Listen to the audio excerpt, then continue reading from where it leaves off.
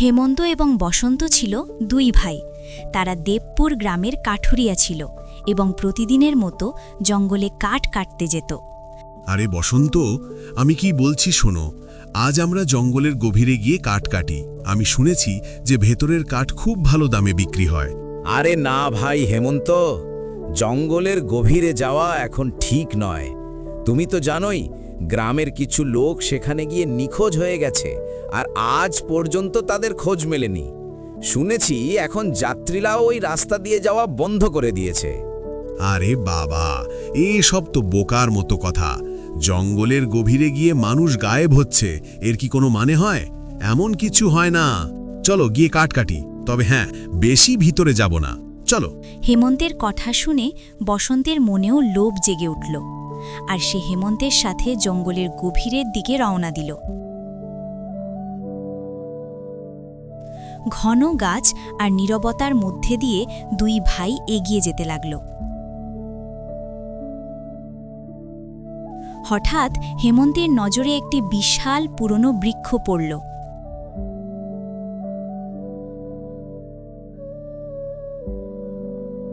আরে দাদা, ওটা দেখো, কত প্রাচীন গাছ, এর কাঠ কত সুন্দর। যদি আমরা এটা কাটি তাহলে খুব ভালো দাম পাবো, কি বলো? বসন্ত গাছটিকে মনোযোগ দিয়ে দেখতে লাগল। গাছটি সত্যিই অস্বাভাবিক ছিল। শিকড়গুলো অনেক দূর পর্যন্ত ছড়ানো, আর ডালপালাগুলো মাটি ছুঁয়ে আছে। হেমন্ত, তুমি ঠিকই বলছো, তবে গাছটা কি তোমার কাছে কিছুটা অদ্ভুত লাগছে না? বসন্ত এইটুকু বলতেই পারল, হঠাৎ সেই গাছের ওপর রঙিন আলোক রশ্মি পড়তে লাগল, আর মুহূর্তের মধ্যে গাছটি সোনার বৃক্ষে পরিণত হল। বাপ রে বাপ, এমন চমৎকার তো আমি আগে দেখিনি। আমরা ধনী হয়ে গেলাম ভাই, ধনী হয়ে গেলাম। মজা এসে গেল, মজা। সে তো ঠিক হেমন্ত, কিন্তু এমনটা হলো কি করে? একটা সাধারণ গাছ হঠাৎ সোনার হয়ে গেল কি করে? আরে ভাই, তুমি এত চিন্তা করো না। এটা ভেবো না যে কিভাবে হয়েছে, এটা ভাবো যে আমরা ধনী হয়ে গেলাম, আমাদের সামনে সোনার গাছ দাঁড়িয়ে আছে। চলো এর থেকে কিছুটা সোনা নিই, সারা জীবনের দারিদ্র্য থেকে মুক্তি পেয়ে যাব। লোভ এখন দুই ভাইয়ের মনে পুরোপুরি বাসা বেঁধেছিল। তারা দুজনেই গাছটির নিচে গেল। হেমন্ত যেই গাছ থেকে সোনা ভাঙার জন্য এগিয়ে গেল, ঠিক তখনই রঙিন আলোক রশ্মি থেকে এক পরী প্রকট হল। দাঁড়াও, এতটুকু সোনা নিয়ে তোমাদের কি হবে? তোমরা চাইলে তোমাদের কাছে সোনার ভাণ্ডার হতে পারে। সেটা কিভাবে? এই গাছের ভেতরে আরেকটি জগৎ আছে, যা পুরোপুরি সোনা দিয়ে তৈরি। সেই জগতে ঘর, প্রাসাদ, রাস্তা সবকিছু সোনার। তোমরা চাইলে সেখানে গিয়ে যত খুশি সোনা নিতে পারো। কিন্তু এই গাছের ভেতর আমরা যাব কিভাবে? যদি তোমরা সত্যিই সোনা চাও, তবে শুধু হ্যাঁ বলো। তোমরা দুজন স্বয়ং সেই গাছের ভেতরে প্রবেশ করবে। আচ্ছা, তাহলে বলো আমরা সেখান থেকে ফিরে আসবো কিভাবে? ওই জগতের ভেতরেও ঠিক এমন একটি গাছ আছে। যখন তোমরা সেখানে পৌঁছাবে, তার সামনে দাঁড়িয়ে বলবে, আমরা আমাদের জগতে ফিরে যেতে চাই। তোমরা সেই মুহূর্তেই নিরাপদে বাইরে চলে আসবে। হ্যাঁ, আমরা প্রস্তুত। তারা হ্যাঁ বলার সাথে সাথে গাছটি থেকে তীব্র আলো ফুটল, আর দুই ভাই তার মধ্যে সমাধি নিল। কিছুক্ষণের মধ্যেই পরী হেসে উঠল এবং বলল, মানুষ কত বোকা আর কত লোভী।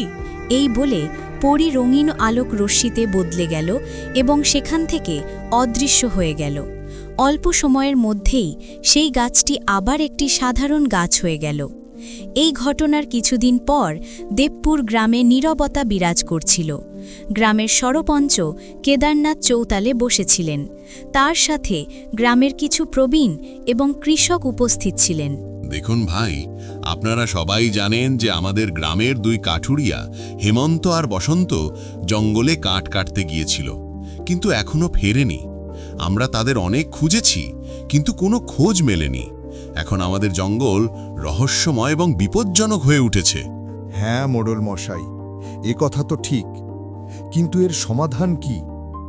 আমি শুনেছি এখন সেই জঙ্গল দিয়ে যাওয়া যাত্রীরাও হঠাৎ করে নিখোঁজ হয়ে যাচ্ছেন।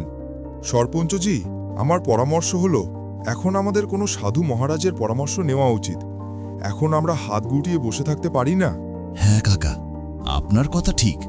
আমার মনেও এই চিন্তা চলছিল, কিন্তু কোনো অলৌকিক সাধু বাবাকে আমরা খুঁজব কোথায়?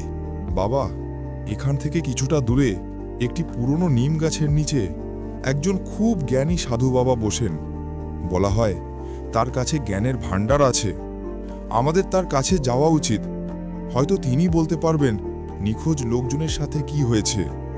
ঠিক আছে কাকা, যদি এমন কথা হয় তাহলে আমরা এখনই চলি। চলুন। কিছুক্ষণের মধ্যেই সরপঞ্চ গ্রামের লোকেদের নিয়ে পুরনো নিম গাছের কাছে পৌঁছলেন, যেখানে এক সাধু মহারাজ ধ্যানে মগ্ন ছিলেন। মহারাজ, প্রণাম গ্রহণ করুন। মহারাজ, ঘটনা হলো এখন আমাদের গ্রামের অনেক কাঠুরিয়া জঙ্গলে নিখোঁজ হয়ে গেছে। দয়া করে আপনার দিব্য দৃষ্টিতে বলুন যে আসলে এসব কি হচ্ছে। ঠিক আছে, আমি আমার অলৌকিক ক্ষমতা দিয়ে জানার চেষ্টা করছি। সাধু চোখ বন্ধ করলেন এবং কিছু মুহূর্ত কাটল। বাতাসে এক অদ্ভুত নীরবতা ছড়িয়ে পড়ল। তারপর তিনি চোখ খুললেন এবং রহস্যময় স্বরে বললেন, জঙ্গলে একটি বিচিত্র শক্তি আছে যা আমার চিন্তার চেয়েও অনেক বেশি শক্তিশালী। আমি দেখেছি যে জঙ্গলে একটি বিশাল বৃক্ষ আছে যা মানুষকে নিজের ভেতরে টেনে নেয়। যত লোক নিখোঁজ হয়েছে তারা সবাই সেই গাছের ভেতরে আছে, তবে তারা জীবিত আছে কিনা তা আমার শক্তি জানাতে পারেনি। সাধুর এই কথা শুনে সকলে ভয় আর আশ্চর্যে একে অপরের দিকে তাকাতে লাগল। সাধু আবার চোখ বন্ধ করে নিলেন। এখন দেখুন ভাই, আমাদের সবাইকে সতর্ক থাকতে হবে। যতক্ষণ না আমরা পুরো সত্য জানতে পারছি, কোনো কাঠুরিয়া জঙ্গলে যাবে না, ঠিক আছে? আর গ্রামের কোনো ব্যক্তি যদি অন্য গ্রাম বা রাজ্যের দিকে যায়, তবে সে যেন জঙ্গলের রাস্তা দিয়ে না যায়। হ্যাঁ বলো, সবাই বুঝতে পেরেছ তো? যাও এখন। সেই গ্রামে অতুল নামে এক কাঠুরিয়া থাকত। তার সাথে তার স্ত্রী রমা এবং 10 বছরের মেয়ে চমকিও ছিল। সেদিন অতুল ঘরের উঠোনে বসেছিল।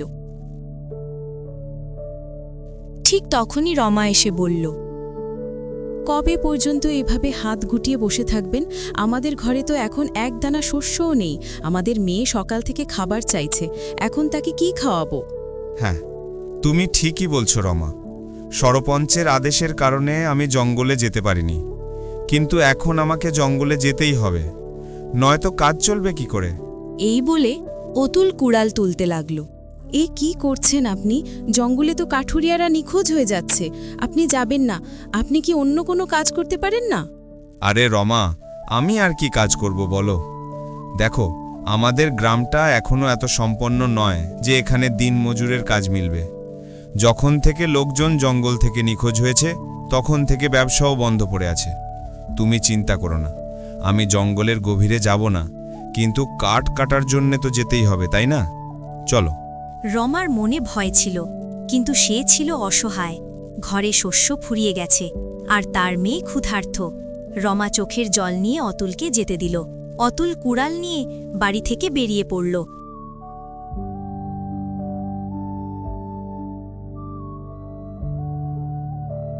সে গ্রামের সীমানায় পৌঁছাতেই সরপঞ্চ কেদারনাথের সাথে দেখা হল। এই অতুল, কোথায় যাচ্ছ তুমি? মোড়ল মশাই, কাঠুরিয়া তো, তাই জঙ্গলে কাঠ কাটতে যাচ্ছি। কি আশ্চর্য বোকা মানুষ তুমি! তোমার কি আমার আদেশের কথা মনে নেই? কোনো কাঠুরিয়া জঙ্গলে যাবে না। এই আদেশ আমি তোমাদের ভালোর জন্যই দিয়েছি, বোঝো? আমি জানি মোড়ল মশাই, আপনার আদেশ সবার ভালোর জন্য, কিন্তু আমার পরিবার তো ক্ষুধার্ত, আর এখন আমার কাছে জঙ্গলে যাওয়া ছাড়া আর কোনো উপায় নেই। দেখো, যদি তোমার পরিবার ক্ষুধার্ত থাকে তাহলে তুমি চিন্তা করো না। আমি আমার গুদাম থেকে কিছু শস্য তোমার বাড়িতে পাঠিয়ে দেব, ঠিক আছে? না না, একদম নয় মোড়ল মশাই। আমি কাঠুরিয়া, পরিশ্রমী কাঠুরিয়া, আর আমি কেবল ঈশ্বরের কাছেই হাত পাতি। ঈশ্বর আমাকে 2টো হাত দিয়েছেন, আমি পরিশ্রম করে রুটি রোজগার করতে পারি। আমি আপনার থেকে শস্য নেব না, মাফ করবেন। এই বলে অতুল জঙ্গলের দিকে এগিয়ে গেল। সরপঞ্চ তাকে থামাতে চেয়েছিলেন, কিন্তু অতুল থামল না। কিছুক্ষণের মধ্যেই অতুল জঙ্গলের গভীরে পৌঁছে গেল। সেখানে সে একটি গাছের কাঠ কাটা শুরু করল। তখনই তার নজরে একটি প্রাচীন বৃক্ষ পড়ল, সেই গাছ যার কাছে গিয়ে হেমন্ত আর বসন্ত নিখোঁজ হয়েছিল।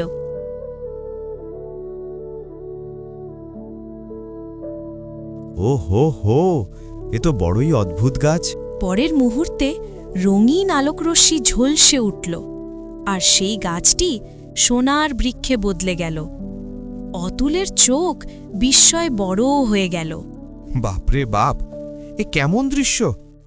আমার চোখের সামনে একটি সাধারণ গাছ সোনার গাছে বদলে গেল। নিশ্চয়ই সাধু মহারাজ যাদের নিখোঁজ হওয়ার কথা বলেছিলেন তারা এই গাছের সাথেই জড়িত। এই বলে অতুল কুড়াল নিয়ে সেই গাছের কাছে গেল।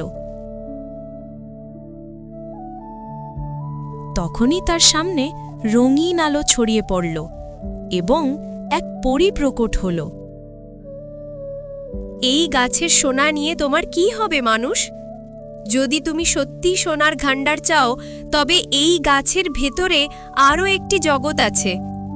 এমন একটি জগৎ যার ক্ষেত, ঘর এবং জিনিসপত্র সব সোনা দিয়ে তৈরি। তুমি সেখানে গিয়ে এত সোনা আনতে পারো যে তোমাকে 7 জন্ম ধরে পরিশ্রম করতে হবে না। এই বলো, আমার গ্রামের হেমন্ত আর বসন্ত এবং সেই সাথে নিখোঁজ হওয়া বাকি লোকজন যাত্রীরা, তারা কি সবাই এই গাছের কাছে এসেই উধাও হয়েছিল? তাহলে কি তারা জীবিত আছে নাকি মারা গেছে? তারা জীবিত আছে। দেখো, আমার শোনার কোনো লোভ নেই। তুমি আমাকে এমন কোনো উপায় বলো যাতে আমি সেই নিখোঁজ লোকেদের আমাদের জগতে ফিরিয়ে আনতে পারি। তাদের পরিবারগুলো খুব চিন্তিত, আর গ্রামবাসীও খুব ভয় পেয়েছে। পরী অতুলের কথা শুনে একটু হাসল এবং তার চোখে করুণা নেমে এলো। তুমি প্রথম মানুষ যে সোনা নিতে অস্বীকার করল। সত্যি বলতে, এখানে যত লোক এসেছে সবাই লোভে পড়েছিল। যখন আমি তাদের সোনার জগতের কথা বললাম, তখন তাদের মনের লোভ আরও বেড়ে গেল, আর এখন তারা তাদের সেই লোভের ফল ভোগ করছে। এই গাছের ভেতরে সত্যি অন্য একটি জগৎ আছে। সেখানে একটি বিশাল দুর্গ আছে, এবং সেই দুর্গের ভেতরে একটি ভয়ঙ্কর কারাগার। সেখানেই তারা সবাই বন্দী এবং কিছুক্ষণের মধ্যেই মারা যেতে চলেছে। কি? কে তাদের বন্দী করেছে? ওই জগতের মালিক এক শক্তিশালী জাদুকর। সে মানুষের বলি দিয়ে অমর হতে চায়। পূর্ণিমার রাত আসতে চলেছে, আর সেই রাতেই সে সগার বলি দিয়ে অমর হয়ে যাবে। তুমি তো একজন পরী, তাহলে তুমি সেই জাদুকরকে সাহায্য করছো কেন? তুমি তার সাহায্য করার বদলে মানুষকে সোনার লোভ দেখাচ্ছ। এটা কেমন কথা? পরীর চোখ থেকে জল গড়িয়ে পড়ল। আমি অসহায়। জাদুকর আমাকে তার বশ করে রেখেছে। যদি আমি তার আদেশ পালন না করি, তাহলে সে আমাকে জ্বালিয়ে ছাই করে দেবে। কিন্তু তুমি চাইলে তুমি তাদের সবাইকে মুক্ত করতে পারো। কিভাবে? বলো, আমি কি করব? বলো। ওই জগতের ভেতরে একটি ঘন জঙ্গল আছে। সেই জঙ্গলে একটি আসল সোনার বৃক্ষ আছে। যে গাছটি তুমি এখন দেখছ, সেটা আসল নয়। এটা কেবল আমার জাদুকরি বিভ্রম। তাহলে আসল সোনার গাছটা কোথায়? এই বৃক্ষটি ওই অন্য জগতের ভেতরে। সেই গাছের সব সময় সোনার ফল হয়। জাদুকর কখনো তার কাছে যেতে পারে না, কারণ সেই গাছ মন্দকে ভস্ম করে দেয়। যদি তুমি কোনোভাবে সেই গাছ থেকে একটি সোনার ফল নিয়ে জাদুকরকে দাও, তবে সে তার বিনিময়ে তাদের সবাইকে মুক্ত করে দেবে এবং আমাকেও আমার বন্ধন থেকে আজাদ করে দেবে। আর সেই ফল দিয়ে কি করবে? সেটা জানা তোমার জন্য জরুরি নয়। শুধু মনে রেখো, সে তার কথা থেকে পিছু উঠবে না। যেই সে সোনার ফল পাবে, সে সবাইকে মুক্ত করে দেবে। অতুল গভীর চিন্তায় ডুবে গেল। তারপর তার চোখে দৃঢ়তা ফুটে উঠল। ঠিক আছে, যদি এমন হয় তাহলে আমি প্রস্তুত। অতুল ঠিক আছে বলার সাথে সাথেই সেই গাছ থেকে তীব্র রঙিন রশ্মি বের হল, আর পরের মুহূর্তেই অদৃশ্য শক্তি অতুলকে নিজের দিকে টেনে নিল। সে গাছটির ভেতরে প্রবেশ করল। পরের মুহূর্তেই অতুল নিজেকে এক বড়ই বিচিত্র জগতে দেখতে পেল। চারদিকে নীরবতা, বাতাসে এক অদ্ভুত গন্ধ। মনে হচ্ছে এই নগরে কেউ থাকে না, কিন্তু আমাকে পরীর বলে দেওয়া সেই সোনার গাছটি খুঁজতে হবে। অতুল সেই সোনার গাছের সন্ধানে সেই নগরের ঘন জঙ্গলের দিকে এগিয়ে গেল। জঙ্গলের ভেতরের দৃশ্য ছিল ভয়ঙ্কর। গাছের পাতার ফিসফিস শব্দ এমনভাবে শোনা যাচ্ছিল যেন কেউ কানে কানে কথা বলছে। কিছুক্ষণ পর অতুল দূরে একটি ঘন বৃক্ষ দেখতে পেল, যা ছিল সোনার এবং যার রশ্মি দূর দূরান্ত পর্যন্ত ঝলমল করছিল। মনে হচ্ছে এটাই সেই গাছ যার কথা পরী বলেছিল। অতুল দেখল যে সেই সোনার গাছের ওপর একটি বড়ই বিচিত্র সোনার ফল ঝুলে আছে। যেই সে সেই ফলটি স্পর্শ করার চেষ্টা করল, তখনই গাছটি থেকে গম্ভীর আওয়াজ গর্জে উঠল। দাঁড়িয়ে যাও মানুষ, এই ফলটি ভাঙার আগে তোমাকে আমার একটি ধাঁধার উত্তর দিতে হবে। যদি তুমি ভুল উত্তর দাও তবে তুমি এই মুহূর্তেই জলে ছাই হয়ে যাবে। আর যদি তোমার মনে সামান্যও লোভ বা ছলনা থাকে তবে তুমি এই ধাঁধার উত্তর কখনো দিতে পারবে না। বলো, আমি কি তোমাকে ধাঁধা জিজ্ঞাসা করব? হ্যাঁ, জিজ্ঞাসা করো। তাহলে শোনো আমার ধাঁধা। আমি মুখ ছাড়াই কথা বলি, কান ছাড়াই শুনি, আমার কোনো শরীর নেই, কিন্তু বাতাসের সাথে জীবিত থাকি। বলো, আমি কে? অতুল কয়েক মুহূর্ত চিন্তায় পড়ল। তার চোখ ঝলমল করে উঠল। এর উত্তর হলো প্রতিধ্বনি। আহা, এই ধাঁধার উত্তর কোনো সাধারণ মানুষ দিতে পারত না। তোমার মন লোভ এবং ছলনা থেকে মুক্ত। তুমি আমার গাছের ফল ভাঙতে পারো। অতুল তৎক্ষণাৎ সেই সোনার ফলটি ভেঙে নিল। যেই সে ফলটি ভাঙল, পরের মুহূর্তেই সেখানে আরেকটি ফল জন্মাল।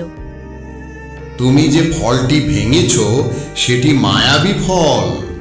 এখন যে ফলটি জন্মালো তা সাধারণ ফল, তবে সেটিকে মায়াবী হতে 100 বছর সময় লাগবে। তুমি যে ফলটি ভেঙেছ সেটি 100 বছর পুরনো মায়াবী ফল। অতুল কিছু না বলে দ্বিতীয় ফলটিও ভেঙে নিল। তখনই তৃতীয় ফলটি জন্মাল। তুমি যেমন যেমন ফল ভাঙতে থাকবে তেমনই ফল জন্মাবে, কিন্তু মনে রেখো, তুমি যে প্রথম ফলটি ভেঙেছ সেটাই মায়াবী। অতুল কিছু বলল না, শুধু দুটো ফল পকেটে ভরে নিল এবং এগিয়ে গেল।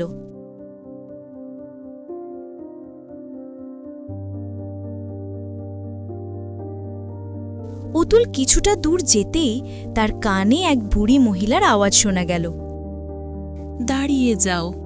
অতুল পিছনে ফিরে দেখল তো তার পিছনে এক বুড়ি মহিলা দাঁড়িয়ে আছেন, যিনি তাকে গভীর দৃষ্টিতে দেখছেন। তুমি এই মায়াবী ফলটি নিয়ে কোথায় যাচ্ছ? আমি তোমাকে কেন বলবো?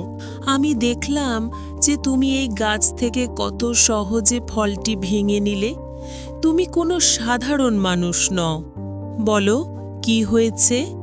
অতুল বুড়ি মহিলাকে সব ঘটনা জানালো। তোমার সাথে খুব বড় প্রতারণা হচ্ছে। কখনো কখনো যা আমরা দেখি তা সত্য হয় না। আমাদের সত্যকে চিনতে হয়। আমি কিছু বুঝলাম না। আমি তোমাকে বেশি খুলে বলতে পারবো না। যদি তুমি সত্য দেখতে চাও তবে আমার চোখের দিকে ভালো করে দেখো।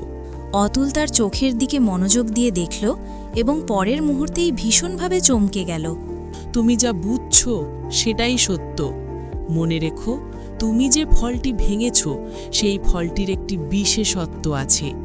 যদি তুমি তাকে তোমার মুঠিতে শক্ত করে বেশ কিছুক্ষণ ধরে রাখো তবে তা ছাইয়ে পরিণত হবে, এবং যখন তুমি সেই ছাই কোনো শক্তিশালী ব্যক্তির ওপর ছুঁড়ে মারবে তখন সে জ্বলে ছাই হয়ে যাবে।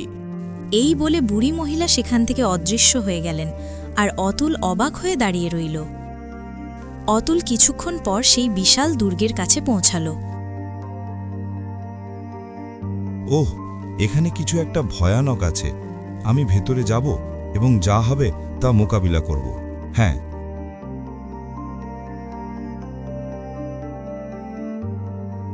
দুর্গের দরজা দিয়ে ভেতরে প্রবেশ করার সাথে সাথেই অতুল দেখল যে একটি খুব বড় খাঁচা ছিল, যেখানে হেমন্ত, বসন্ত এবং গ্রামের অন্যান্য কিছু লোক ও কিছু যাত্রী বন্দী ছিল।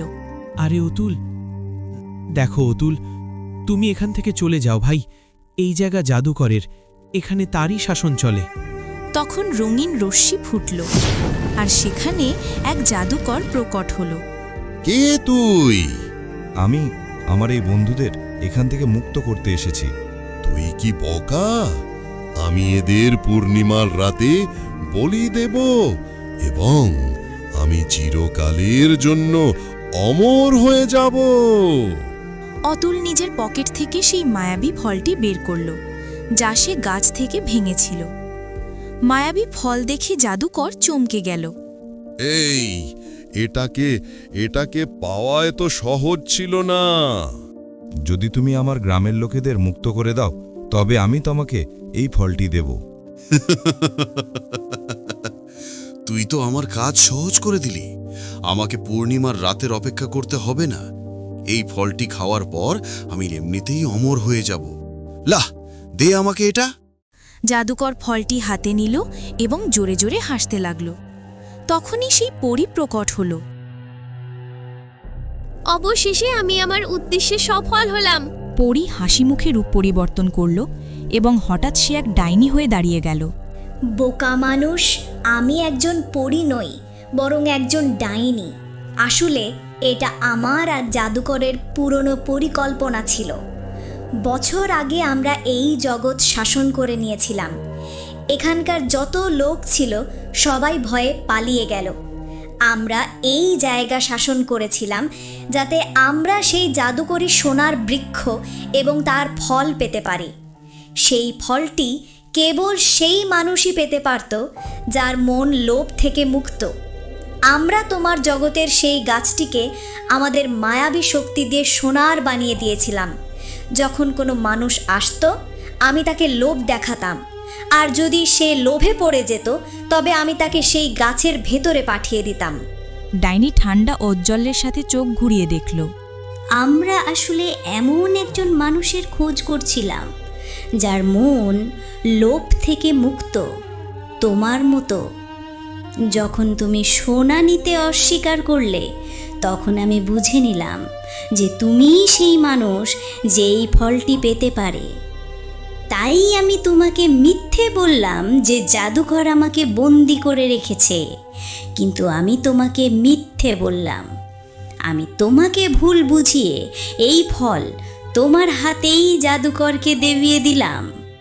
অতুল গভীর চিন্তায় ডুবে গেল এবং বলল, ও, তার মানে কি তুমি আমাকে মিথ্যে বলেছিলে যে পূর্ণিমার রাতে জাদুকর মানুষের বলি দিয়ে অমর হতে চায়, তাই না?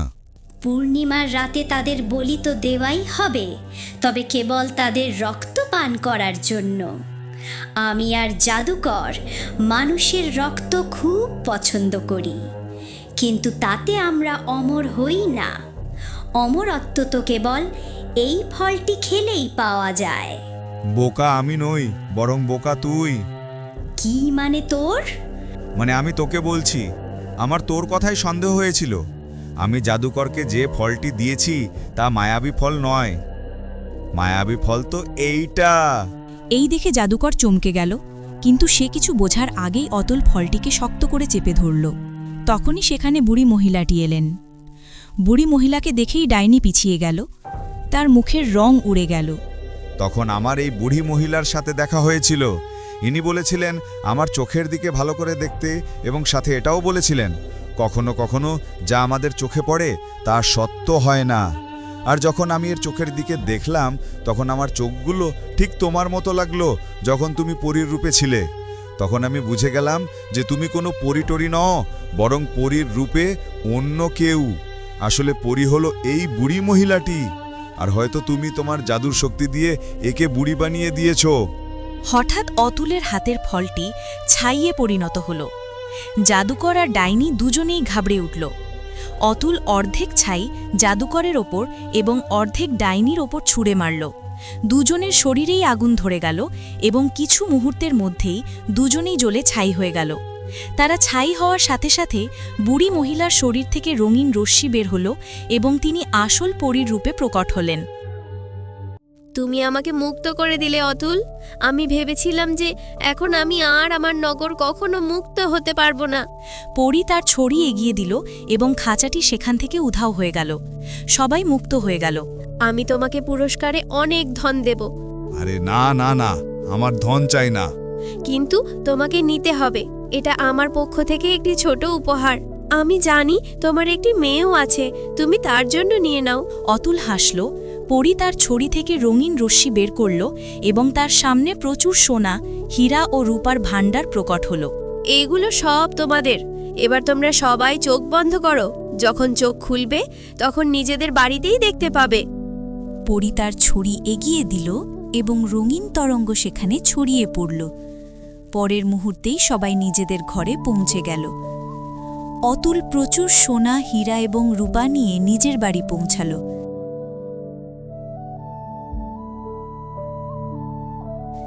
সে সব ঘটনা তার স্ত্রী রমাকে জানাল। রমার চোখে আনন্দের অশ্রু চলে এলো। এই মতো সুন্দর সুন্দর কার্টুন ভিডিও দেখতে আমাদের চ্যানেলটিকে সাবস্ক্রাইব করতে ভুলবেন না। পুরো ভিডিওটি দেখার জন্য ধন্যবাদ।